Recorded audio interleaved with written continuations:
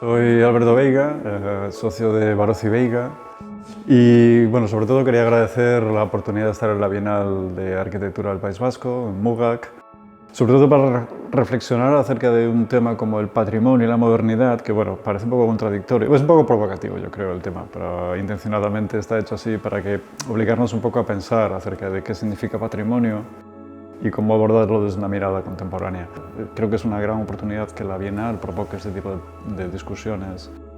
dentro de una ciudad tan cargada de patrimonio como San Sebastián, y creo que sobre todo da pie a que las reflexiones nos lleven un poco a tener discusiones más abiertas entre todos acerca de cómo actuar de una manera sensible dentro de estos contextos que casi siempre son sitios no cargados de problemas, sino frágiles, ¿no? Creo que en nuestra carrera profesional hemos tenido la oportunidad de reflexionar muchas veces acerca de estas dos palabras, no tanto modernidad, sino cómo hacerlo de una manera contemporánea, porque nos hemos enfrentado a contextos caracterizados por distintos tipos de patrimonio, no tanto edificios catalogados o edificios con una significancia importante dentro de las ciudades, sino también con contextos urbanos frágiles muchas veces, que en sí suponen patrimonio, ¿no? Porque el patrimonio